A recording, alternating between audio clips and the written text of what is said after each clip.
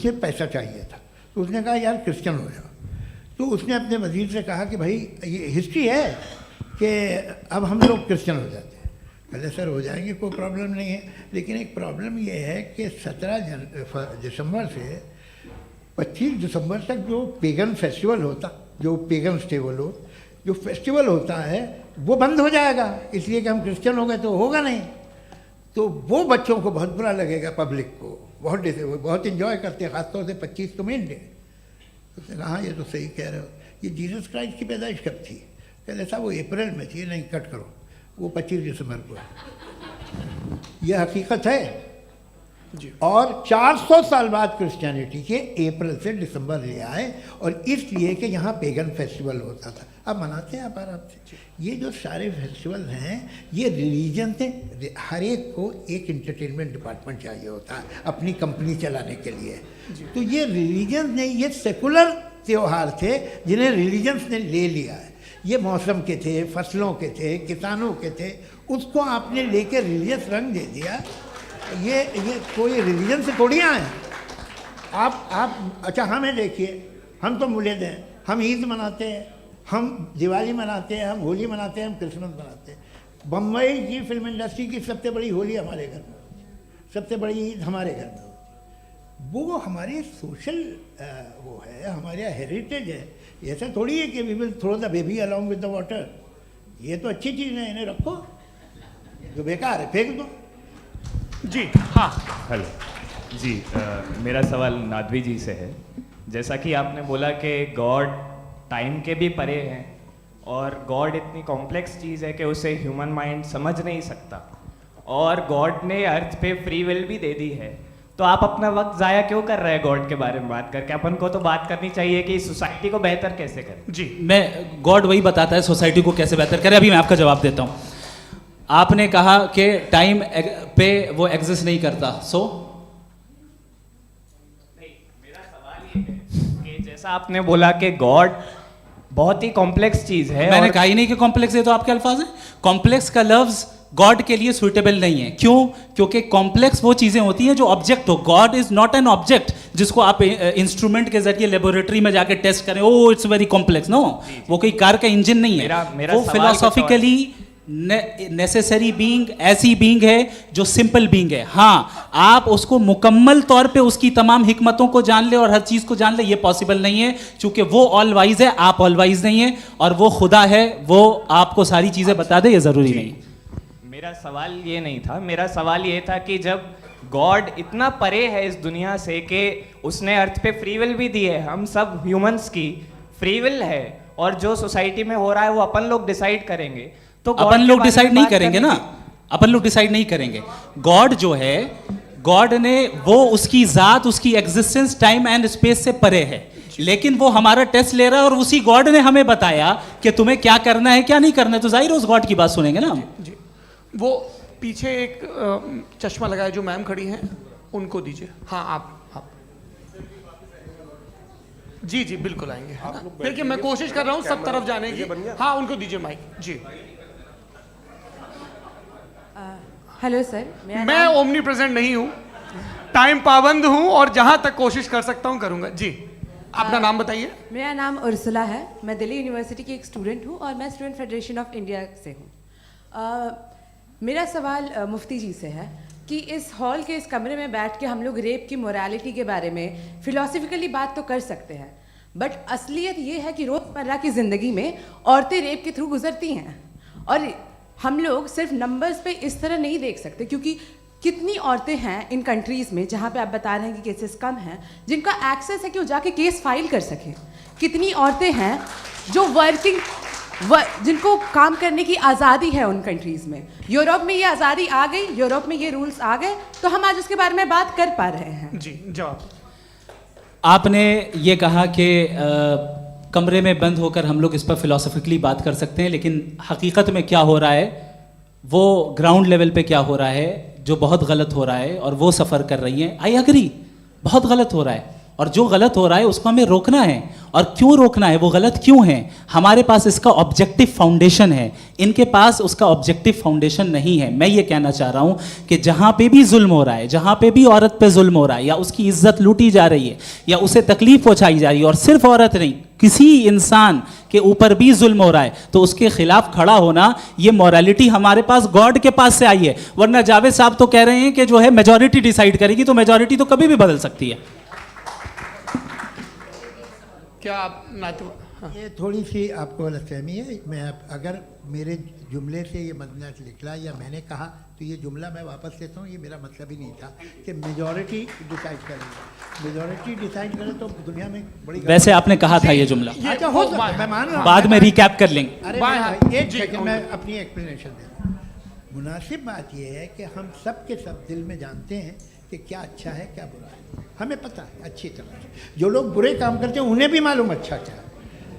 यही तो सवाल था हजरत सर, कि फिर ये मोरालिटी आई कहाँ से? क्रॉस एग्जामिनेशन, हाँ जी हाँ जी। मोरालिटी साथ रहने की डिजायर से आई है। यानी साथ रहकर जो कुछ कह दे, जो कुछ कर दे, वो हो जाएगा? नहीं नहीं, तो आप कायदे से रही कर सकते हैं जब तक लोगों में मोरालिटी हो, वरना क्यास हो जाएगा। ये आपको कैसे पता? जी हमने देखा ना, जहाँ मोरालिटी का क्यास हो गया, हम देखते हैं। कहाँ पे देखते भाई हैं? तो दुनिया में आप जो ये- कह रहे हैं आप ये- एक अभी कहीं मैं पे आप अगर लोगों गलत को हो रहा है इस बहस तो के उसको बाद आप में गलत लोगों देखिए। को आप क्या- सर मुफ्ती आप साहब, मैं- एपिस्टेमोलॉजी मुफ्ती की साहब, बात मुफ्ती कर रहे हैं, मैं साहब, ऑन्टोलॉजी अरे की बात मुफ्ती कर रहा साहब, हूँ। मैं इस बहस के फाउंडेशन बाद क्या आप है? दोनों लोगों को चाय पे फाउंडेशन होस्ट करूंगा, वहां पे क्रॉस एग्जामिनेशन कर लीजिएगा। अभी ऑडियंस का हक मार रहे हैं आप लोग भाई, सर। जस्ट लोग हैं आप लोग।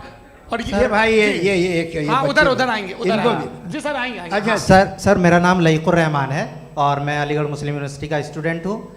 और जहाँ तक मुझे पता है कि sir you are also product of Aligarh Muslim University. मैं भी उसी चमन का बुलबुल हूँ। हाँ सर, तो बड़ी खुशी हुई मुझे जान करके कि मैं आपसे मिलूंगा। सवाल सर मेरा सवाल यह है, सर सैयद अलैहि रहमा का नज़रिया यह था कि खुदा के वजूद को अक़ल के दायरे में रह कर के तलाश करना, न कि पूरी तौर से उसका इनकार कर देना। Sir how will you define it? नहीं तो ये तो आप इन्हें बताइए। ये सर, असल सवाल में रह आपसे। के खुदा का वजूद साबित कर रहे हैं। तो सर आपने सैयद इनकार ने किया। कर रखा है, इस वजह से मेरा क्वेश्चन उन्होंने आपसे। यही सर से एक सेकंड, सर सैयद ने यही कहा ना कि जी। अक्ल से आप खुदा के वजूद को साबित नहीं कर सकते, यही कहा ना भाई। वो उन्होंने कहा कर सकते हैं और वो कर दिया गया आज। वो फोन दो। तलाश करना या साबित करना अक्ल से अक्ल से नहीं सर हो सर अरे सवाल तो सुन लीजिए जी। अक्ल से नहीं हो सकता है, यही कहा ना आपने। अक्ल से हो सकता है। अरे वो यही कह रहे हैं भाई, आप बता रहे हो सकता है, वो तो कुछ और। आप अगर सर देखो नौजवान, फोन ले लो। ये इतनी कमाल की यूनिवर्सिटी है। अरे भाई दे दो मेरी ना बात जरा तो- एक मिनट, अरे दे दो मेरे भाई माइक। मेरी बात सुनो, नहीं, माइक मैं पे समझ- बोलो ताकि जो लाखों लोग देख रहे हैं माइक दे दो ना। अरे देंगे ना माइक, तुम ठहरो तो। हाँ सर मेरा सवाल ये था कि सर सैयद अलैहि रहमा का एक नज़रिया था अपना कि खुदा का जो वजूद है उसको अक़ल के दायरे में रह कर के तलाश करना है, न कि पूरे तौर से इनकार कर देना है। ये उनका कॉन्सेप्ट था। लेकिन मेरा सवाल ये है कि आप इसको कैसे डिफाइन करते हैं, एक्सप्लेन कैसे करेंगे? मैं आपसे मैंने जानना अक़ल चाहता के दायरे हूँ, में चूँकि you are the product of Aligarh Muslim University. मुझे अक़ल के दायरे में रख के मैंने बहुत तलाश की, मुझे मिला नहीं। हाँ ये इधर उधर वो चश्मा लगाए जो, हाँ उनको दे दीजिए। जी जी फटाफट पूछिए, बस 5 मिनट है, 5 मिनट में खत्म हो रहा है। हाँ अस्सलाम वालेकुम मुफ्ती साहब। एंड मेरा सवाल जावेद अख्तर साहब से। क्या नाम है आपका? अरे भैया सब मुझे तो पूछ रहे हो। हाँ। फैज फैज पूछिए फैज साहब। तो मेरा सवाल ये है कि अभी जो एथियस्ट है वो problem of evil argument use कर रहे हैं अगेंस्ट मुस्लिम्स, राइट? कि इस दुनिया में इतना सारा ईविल है और अगेंस्ट मुस्लिम तो यहाँ अगेंस्ट थियस्ट। हाँ थोड़ा सा करेक्ट कर लीजिए भाई, पूरी मशक्कत ही इसी बात की थी कि किसी एक मजहब पे बात न टिके। जी, तो बेसिकली ये आर्ग्यूमेंट ऐसा है कि इस दुनिया में इतना ज़्यादा ईवल एग्जिस्ट करता है और अगर एक ऑल गुड गॉड है तो वो रोकता क्यों नहीं है? लेकिन इस सवाल में एक हिडन अजम्पशन ये है कि इस दुनिया में ईवल एग्जिस्ट करता है। अब एथियस्ट ये कैसे ऑन्टोलॉजिकली प्रूव कर सकते हैं कि इस दुनिया में ईवल एग्जिस्ट करता है? मैं आपको बताता हूँ, थोड़ा सा समझा। नहीं सर सर एक मिनट, सर, मे- आप मेरा हम लोग सवाल इनको पूरा सुनने आए। नहीं please don't do that. I want to explain नहीं ऑन्टोलॉजिकली। हम समझ गए सर, इनको अब जवाब देने दीजिए। अच्छा सवाल पूछ लो। मैं अभी तक क्या था वो मैं थोड़ा सा ऐड ऑन कर लेता हूँ। तुम गुरु, तो हम जब इसका राउंड 13 करेंगे ना तब तुमको स्टेज पे बिठाएंगे। जी जी, तो हाँ जल्दी से। सवाल। तो देखिए एथिज्म के हिसाब से सब कुछ रैंडमली बन गया है, सब कुछ एटम्स और मॉलिक्यूल्स है। एक पत्थर में और मुझ में सिर्फ इतना फर्क है कि हम लोग एटम्स और मॉलिक्यूल्स का अलग अलग रीअरेंजमेंट है। अब एक पत्थर को कोई इंसान तलवार से 2 टुकड़ों में काट दे या मुझे, according to atheism it is same, there is no evil and good according to atheism. जी जी, अच्छा फैज साहब का सवाल ये है कि हाँ कोशिश भी करते तो इससे गलत सवाल नहीं कर पाते। एक लाइफ फॉर्म है और लाइफ फॉर्म में फीलिंग्स हैं, मतलब लाइफ फॉर्म सुनता है, देखता है, टेस्ट कर सकता है, फील कर सकता है, तो उसकी जो ये जो क्वालिटी इस बबल में आ गई हैं वो जानवर में भी है, इंसान में भी है। तो जाहिर है कि उसे कोई तकलीफ पहुंचेगी, तो चूंकि उसके पास वो सेंसिटिविटी है तो मैं करेगा, पत्थर में वो सेंसिटिविटी नहीं है। तो ये क्या सवाल हुआ कि अगर पत्थर को काटा तो पत्थर को तकलीफ नहीं होती, तो आपको काटे तो आपको क्यों तकलीफ हो? बैठ जाइए जी। हाँ अगला सवाल, हाँ पूछे पूछे पूछे। जी जावेद अख्तर साहब। अरे भैया सब आप लोग मुफ्ती साहब को छोड़ रहे हैं, तो मेरे ही पीछे पड़े हैं क्या? फिर से चलो बोलो भाई। You Mufti you साहब। asked how God can exist when children die in Gaza. हाँ, You asked how God can exist when children die in Gaza, and you also mentioned the rise of atheism in Europe. But the same events also are leading many atheists and non-believers to turn towards faith. How do you interpret this contradiction, where suffering pushes some away from God, yet brings others closer to belief? बहुत देखिए, सुंदर सवाल। आपको एक बात बताऊं, दुनिया perfect तो कहीं भी नहीं है, हर जगह कुछ खामियां हैं। बेटा एक मिनट, मैं आप ही को कहेंगे, देखो वो तो कुछ खामियां, कमज़ोरियां, खराबियां सब जगह है।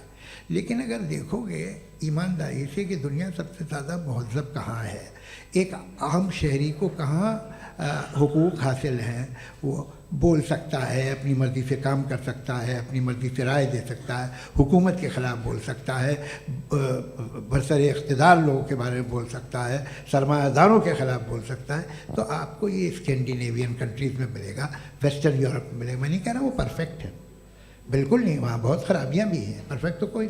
लेकिन जिन जिन मुल्कों में, लैटिन अमेरिका देखो, गल्फ़ देखो, वहाँ पर आपको ये ज़रूर है कि रेप नहीं होते होंगे। रेप की ज़रूरत क्या है भाई? उसको तो ख़रीद लो, घर में रखो, सड़क पर रेप करने की क्या ज़रूरत है? मगर सुनिए सुनिए सुनिए, मगर हकीकत ये है कि वहाँ शख्सी आज़ादी राय देने की, बोलने की नहीं है। जी ये एक आखिरी सवाल मुफ्ती साहब से। हाँ मैम, इनको माइक दीजिए। शुक्रिया। मेरा नाम मनीषा है, मैं हरियाणा से आई हूँ। मैं मुफ्ती साहब से एक बात पूछना वाह। चाहती हूँ। आप बार बार जावेद साहब को कॉन्ट्राडिक्ट तो कर रहे हैं कि आपने ये कहा, लेकिन आप भी अजम्पशंस के बेसिस पे बात कर रहे हैं। आपने खुदा के होने का कौन सा प्रूफ पेश किया है खुदा की एग्जिस्टेंस का? अब इस सवाल को अलग रहने दीजिए, कौन एथीस्ट है कौन नहीं है। और दूसरी बात जो आपने एक छोटी सी कही थी कि ये फ्री विल का इस्तेमाल करता है इंसान अपनी, लेकिन इस फ्री विल का इस्तेमाल में मतलब खुदा ने ये दे दी सबको ये इजाज़त कि वो कितना घिनौनापन और कितने ज़्यादा ख़राब से ख़राब तरीके इस्तेमाल कर सकता है। जवाब लोगों को। सुनते जी। आप फ्री विल को मानती है ना, या अब कहती है कि फ्री विल नहीं है ना? मानती है ना? तो अब आपके पास इसका कोई एक्सप्लेनेशन नहीं है कि अगर एक इंसान उस फ्री विल का इस्तेमाल करके गलत काम कर रहा है और बच के अच्छी ज़िंदगी गुजार के निकल जा रहा है, उसका कोई रिकम्पेंस नहीं है। हमारे वर्ल्ड व्यू में जो इंसान गलत काम कर रहा है उसको भी रिकम्पेंस यानी उसका बुरा बदला मिलना है, और जो सही काम कर रहा है उसको सही बदला मिलना है। लिहाजा जो फ्री विल है वो इस तरीके से है कि एक लिमिटेड टाइम तक खुदा ने मोहलत दी है। ऐसे नहीं कि छूट दे दी, जो करना है करते रहो हमेशा।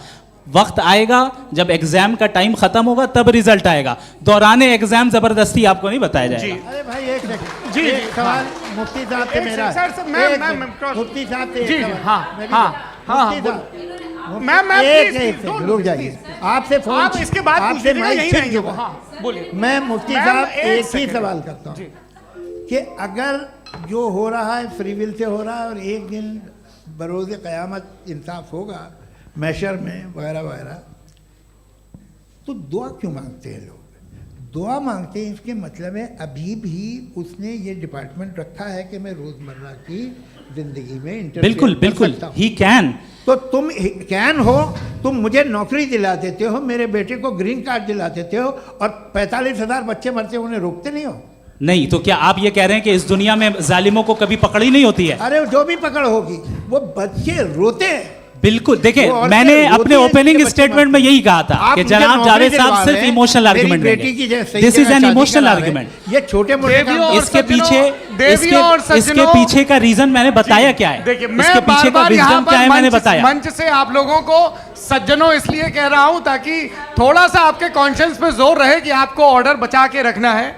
वक्त तय हुआ था, ये वक्त पूरा हुआ, आपने इतने धैर्यपूर्वक सुना, मैं आप सबका बहुत बहुत शुक्रगुजार हूं। यदि इन दोनों विद्वानों की इच्छा होगी तो कभी हम इस बातचीत का राउंड 2, राउंड 3, यही तो देखिए खूबी है इंसान की कि बहस मुबाहसे में वो पड़ा रहता है।